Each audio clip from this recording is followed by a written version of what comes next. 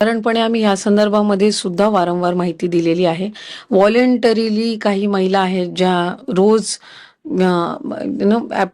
त्यांचे जे काही अर्ज आहेत ते वेगवेगळ्या स्तरावर विभागाकडे प्राप्त होत आहेत. काही खाली ग्राउंड लेवलला जे आहेत अंगणवाडी सेविका असतील त्यांच्याकडे, किंवा खाली तहसील कार्यालयाकडे किंवा विभागाकडे, विभागाच्या जिल्हास्तरीय किंवा तालुकास्तरीय जे अधिकारी आहेत त्यांच्याकडे त्या संदर्भातले जे अर्ज येतात की आम्ही ह्या योजनेसाठी याच्यामुळे आता पात्र नाही आहोत, आम्हाला सरकारी नोकरी लागलेली आहे त्याच्यामुळे आम्ही आता पात्र नाही आहोत, किंवा आम्ही लग्न होऊन दुसऱ्या राज्यामध्ये गेलेलो आहोत त्याच्यामुळे आता पात्र नाही आहोत, किंवा आमचं उत्पन्न आता 2.5 लाखाच्या पुढे गेलेलं आहे म्हणून आम्ही पात्र नाही आहोत, किंवा आम्ही 4 व्हीलर गाडी घेतलेली आहे म्हणून आम्ही पात्र नाही आहोत. अशा पद्धतीनं रोजच्या घडीला, आणि ही आजची काही नवीन गोष्ट नाहीये, ऑगस्ट महिन्यामध्ये सुद्धा आम्हाला त्या पद्धतीने येत होते, ऑक्टोबर महिन्यामध्ये सुद्धा आलेले आहेत. व्हॉलंटरीली ज्या महिला आहेत त्या येत आहेत समोर. आणि जे आम्ही GR आहे त्याच्यामध्ये कुठल्याही पद्धतीचा बदल हा करण्यात आलेला नाहीये.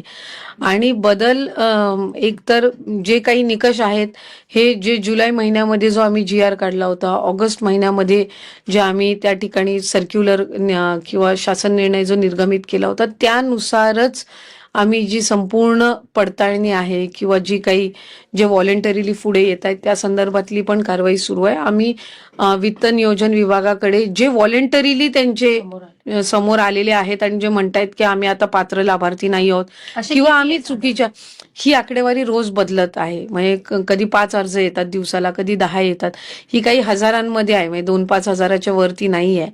आणि त्या पद्धतीने हे अर्ज येतात त्याचे पण अजून रिफंड चालू केलेलं नाहीये. अजून कोणाचाही एकही रुपया कधी खात्यातून घेतलेला नाहीये विभागाने. हे जे व्हॉलंटरीली अर्ज आलेले आहेत त्यांची सुद्धा आम्ही कारणं जी आहेत ते स्थानिक प्रशासनाकडून तपासून घेत आहोत.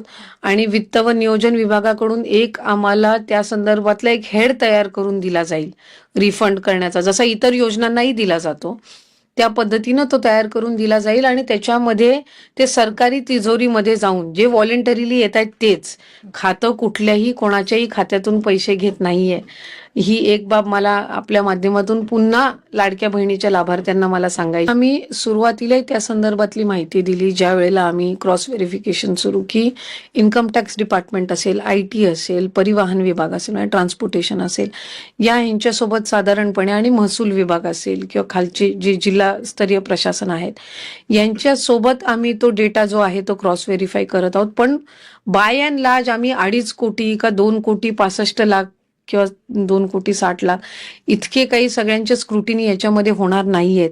त्याच्यामध्ये काय असं नाहीये की 30 लाखाचा का 40 लाखाचा का 30 लाख हा आकडा जो आहे तो समोर येतोय, वृत्त पण समोर येतंय आणि अनऑफिशियल त्याविषयी बोललं जातंय की हा आकडा इतका मोठा आहे, पण पालिका निवडणुकीच्या तोंडावर सरकार तो जाहीर करत नाहीये, असं सुद्धा त्याला एक त्या दृष्टिकोनातून पाहिलं जातंय. आम्हाला विभागाला मंत्री म्हणून मला, मुख्यमंत्री म्हणून फडणवीस साहेबांना, मंत्री म्हणून शिंदे साहेबांना, अजितदादांना, आमच्याकडे कोणाकडेही हा आकडा नाही, ना माझ्या विभागाकडे हा आकडा आहे.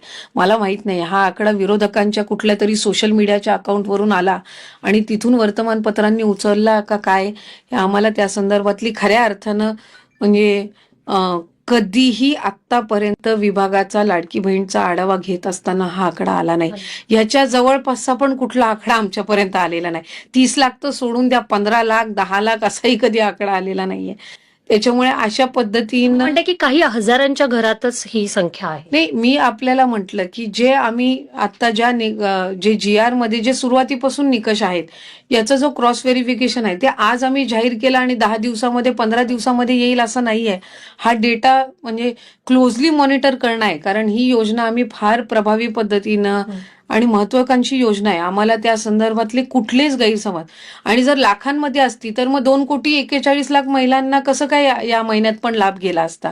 गेल्या महिन्यात तर 2,40,00,000च महिलांना लाभ गेलेला आहे, किंवा त्याच्या आधी 2,34,00,000 महिलांना लाभ गेलेला आहे. तर हा 30 लाखाचा आकडा जर खरा असता तर मग 2,41,00,000 महिलांना कुठून लाभ मिळाला असता. एक शेवटचा प्रश्न, जसं तुम्ही म्हटलात किंवा उपमुख्यमंत्री, शेवटी काम करणारी माणसं कोण आहे, सरकार व्यवस्थित चालवणारी माणसं कोण आहे, गोरगरिबाला मदत करणारी माणसं कोण आहे, शेवटच्या माणसाला मदत करणारी माणसं कोण आहे, याचा विचार यावेळेस योजना करताना ज्या योजना दिल्या त्याच्यामध्ये जातीचा, पातीचा, नात्याचा, गोत्याचा विचार केला नाही. समाजातला गरीब घटक मग तो कुठल्याही जातीचा असू द्या, त्या सगळ्या महिलांना ह्याच्यामध्ये सामावून घेतलेला आहे. त्याच्यामध्ये 3 गॅस सिलेंडर मोफत देण्याची योजना, 52 लाख कुटुंबियांना वर्षाला 3 गॅस सिलेंडर मोफत. आणि एक केलंय, कुठेही कुणाच्या मार्फत पैसे नाही, डायरेक्ट लाभार्थीच्या लाभ त्याच्या डीबीटी मध्ये त्यांच्या बँकेच्या अकाउंटला, पूर्णपणे पारदर्शक. काळजी करू नका. काही जर लाभार्थीमध्ये लाभ घेणाऱ्या माझ्या महाराष्ट्रातल्या महिला राहिल्या असतील तर मी आपल्याला सांगतो, अशी एक देखील भगिनी जी त्या लाभामध्ये बसते, ज्या नियम घातलेले त्याच्यात बसते, ती ह्या लाभापासून वंचित राहणार नाही, ही देखील खात्री या आजच्या सभेच्या निमित्तानं मी आपल्या सगळ्यांना देतो. त्याच्यावेळेस लाभार्थींची संख्या प्रथम टप्प्यामध्ये 1,60,00,000 होती आणि वितरित रक्कम आम्ही 3,225 कोटी 79 लाख रुपये त्या ठिकाणी वितरित केले.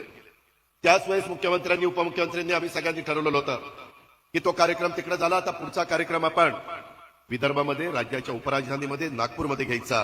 आणि आज लाभार्थींची संख्या 52 लाख अधिक झालेली आहे आणि वितरित रक्कम 1,562 कोटी 85 लाख.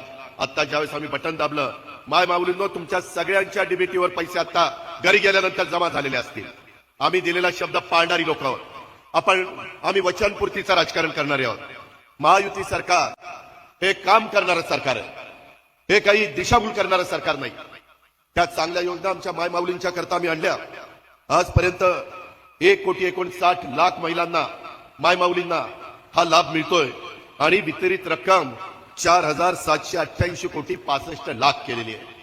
ज्यावेळेस अर्थसंकल्पामध्ये त्या योजना आम्ही जाहीर केल्या त्यावेळेस आम्ही सगळ्यांनी याला वर्षाला खर्च किती येतोय, आपण व्यवस्थितपणे तो देऊ शकू का, त्याच्यावर ते करत असताना राज्याच्या इतर कामावर परिणाम होणार नाही ना, विकास कामं अडचणीत येणार नाही ना. मित्रांनो, मी यावेळेस माय माऊलींनो 10वा अर्थसंकल्प सादर केला. मागे देवेंद्रजींनी पण अर्थसंकल्प सादर केलेत. एकनाथराव सिनियर मिनिस्टर म्हणून अनेक वर्ष काम करतायत आणि त्याच्यामुळं चांद्यापासून बांद्यापर्यंत माझ्या गोरगरीब माय माऊलींना सक्षम करण्याच्या करता, सबल करण्याच्या करता त्या सगळा कार्यक्रम 2.5 कोटी महिला आम्ही डोळ्यासमोर ठेवल्यात. 2.5 कोटी आत्ता गाठल्यात, 1 कोटी जवळपास 60 लाख. अजूनही पुढचा टप्पा आहे.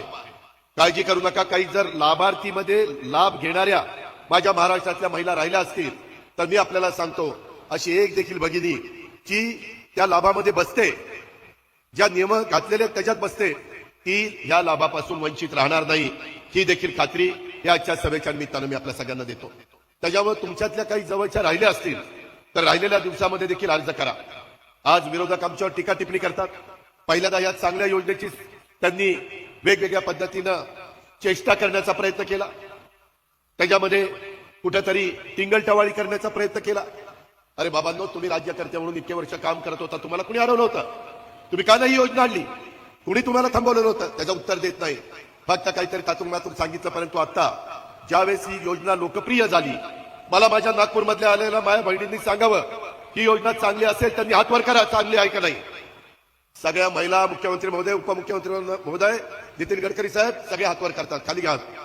आज मोठ्यांना काय माहिती, आमच्या माय माऊलींना 1,500ची किंमत आम्ही 3,000 रुपये त्यांच्या अकाउंटला जुलै ऑगस्ट टाकले. खुरपडीला जाणारी महिला, माझ्या कचरा गोळा करणारी महिला, माझ्या धुणं भांडी करणारी महिला, तिथं झाडू पोचणा करणारी महिला, काहींच्या घरामध्ये जाऊन स्वयंपाक करून देणारी महिला किंवा झोपडपट्टीमध्ये राहणारी महिला,